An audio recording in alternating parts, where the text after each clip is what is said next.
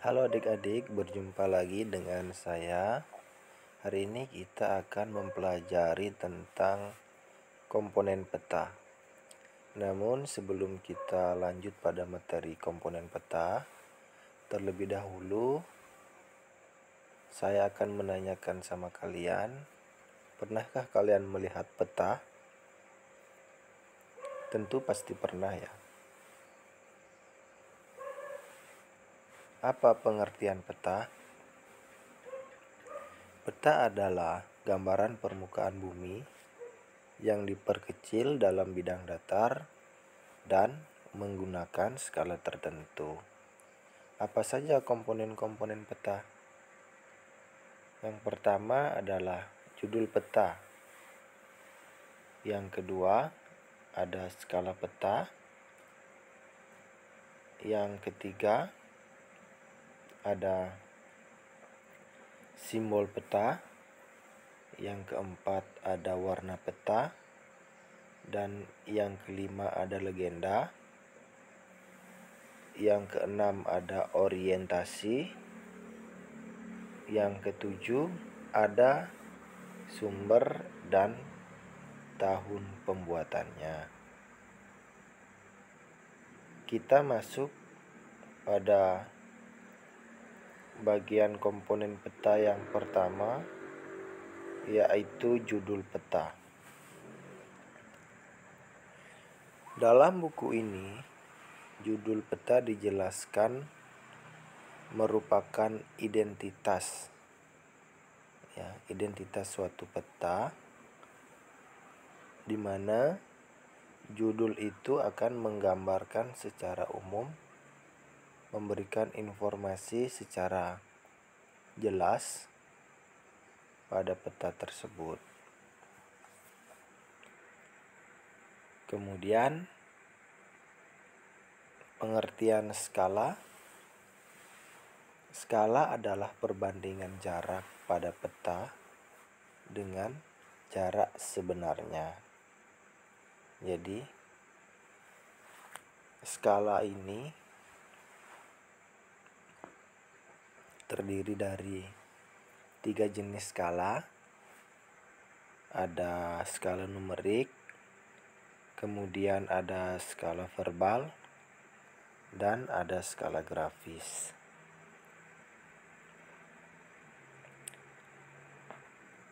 Gambar yang kalian lihat ini adalah salah satu contoh skala berjenis grafis atau garis.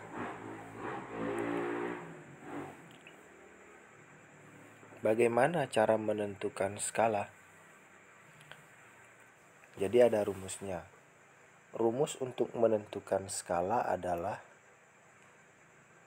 jarak yang kita ukur pada peta dibagi dengan jarak yang sebenarnya.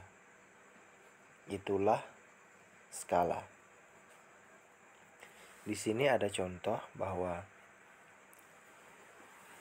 jarak di lapangan provinsi A dengan provinsi C adalah 30 km. Maksudnya jarak yang sebenarnya itu adalah 30 km. Sedangkan jarak yang ada di peta itu adalah 50 cm. Maksudnya jarak pada peta ini adalah jarak yang kita ukur menggunakan mistar ditarik lurus dari provinsi A ke provinsi C. Pertanyaannya, tentukan skalanya. Jadi kita tinggal masukkan rumus. Skala sama dengan jarak pada peta 50 cm, kemudian dibagi dengan 30 km. Yang 30 km ini kita samakan menjadi cm, jadi dikali dengan 10.000 ya. Jadi hasilnya adalah 3 juta cm. Disederhanakan, dibagi 50 jadi 1 cm per yang 3 juta dibagi 50 jadi 60.000 kilometer. Skala peta tersebut adalah 1/60.000. Kemudian ada rumus yang kedua. Kita mencari skala dengan membandingkan peta lain. Rumusnya adalah P2 sama dengan D1 dibagi D2 dikali P1. Apa itu P2? P2 itu adalah skala yang ingin kita cari. D1 jarak pada peta yang sudah ada skalanya.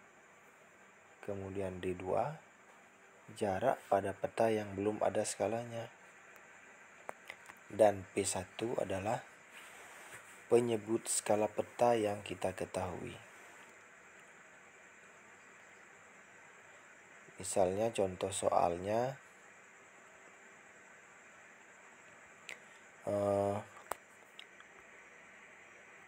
wilayah A ke B, jarak pada petanya adalah 2 cm. Di sini skalanya masih kosong. Kemudian contoh yang di samping, peta B, jarak dari A ke B adalah 8 cm. Skala 1/2 juta. Kita tinggal masukkan rumus. Pertanyaannya, tentukanlah skala pada peta A. Tinggal kita masukkan P2-nya yang ditanya skala, D1-nya jarak yang diketahui 8, kemudian dibagi dengan D2-nya 2 dikali dengan P1 2 juta. 8 dikali 2 juta sama dengan 16 juta dibagi 2. Hasilnya adalah 8 juta. Jadi skala pada peta A adalah 1/8 juta. Mudah kan? Selanjutnya kita masuk pada simbol peta.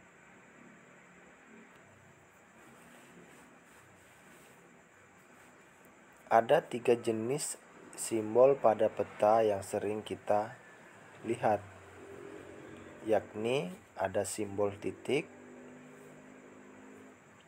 contohnya seperti ibu kota kabupaten, ada simbol garis, contohnya seperti jalan, rel kereta api, ada sungai. Kemudian ada simbol area atau luasan untuk menggambarkan objek, contoh seperti rawa, danau, kemudian sawah. Kita masuk pada warna peta. Sering kita melihat bahwa peta itu warna-warni. Ternyata dari warna tersebut memiliki arti atau memiliki makna. Seperti misalnya warna biru,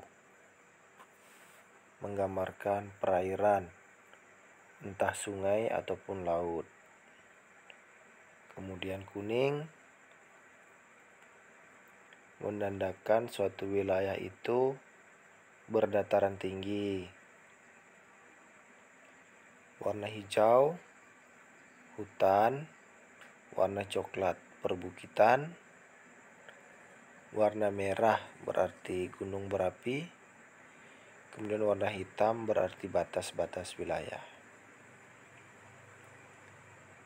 Legenda.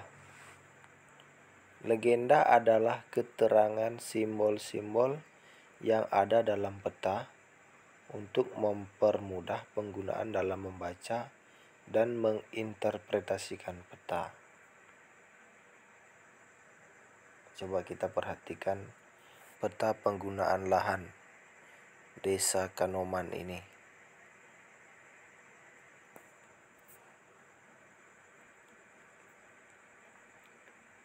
Di situ ada legenda. Ada tanda bintang, berarti sarana ibadah.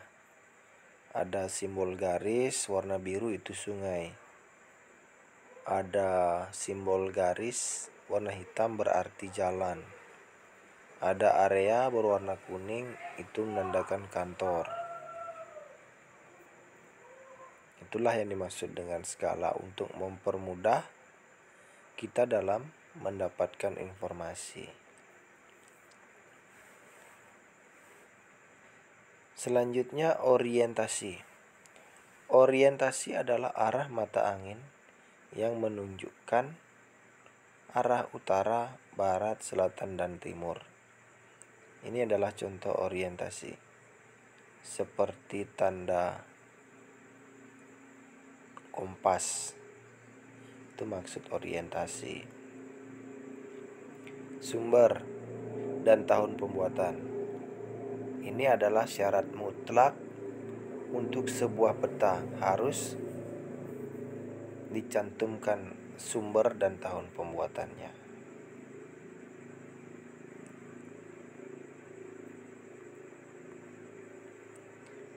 Sekarang kita masuk pada fungsi peta. Apa saja fungsi peta? 1. Peta berfungsi untuk memperlihatkan letak suatu tempat dengan tempat lainnya di permukaan bumi. 2. Menunjukkan ukuran suatu objek seperti jarak dan luas daerah. 3. Menampilkan bentuk objek di permukaan bumi seperti bentuk negara. 4. Menyajikan data mengenai potensi suatu daerah. Yang kelima, mempermudah suatu pekerjaan seperti perencanaan, pembangunan jalan. Seiring perkembangan teknologi, peta tidak hanya berwujud dalam bentuk kertas, tetapi juga dalam bentuk digital. Dalam kehidupan sehari-hari kita sering menggunakan Google Map yang ada pada HP atau gadget kita. Itu merupakan peta berbentuk digital. Manfaat dari peta digital tanpa kita sadari adalah 1. Dapat membantu dalam pengembangan transportasi berbasis online, misalnya seperti Gojek atau jalur rel kereta api, itu masuk dalam pengembangan transportasi berbasis online. Yang kedua, ada perhitungan estimasi biaya ekspedisi pengiriman. Biasanya kita belanja online dengan menggunakan peta digital, kita bisa mengira-ngira atau mengestimasi berapa biaya ekspedisi yang kita akan keluarkan. Yang ketiga, perkiraan untuk menghitung lama waktu yang dibutuhkan barang sampai di tujuan. Itu juga merupakan manfaat daripada peta digital. Yang keempat, mempermudah menemukan alamat tujuan, misalnya seperti Google Map. Nah, itu merupakan peta digital yang membantu kita mempermudah mencari tempat tujuan kita. Dan yang kelima, dapat menyajikan berbagai alternatif jalan yang dapat membantu mengefisiensikan waktu. Nah, seperti contoh yang ada di depan kita.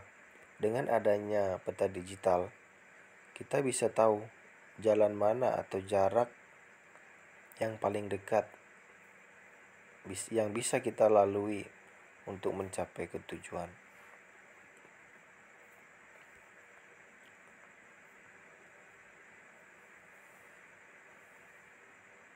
Oke,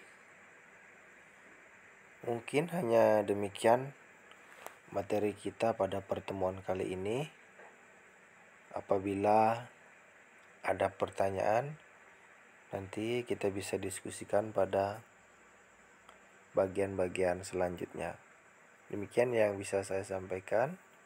Sekian dan terima kasih.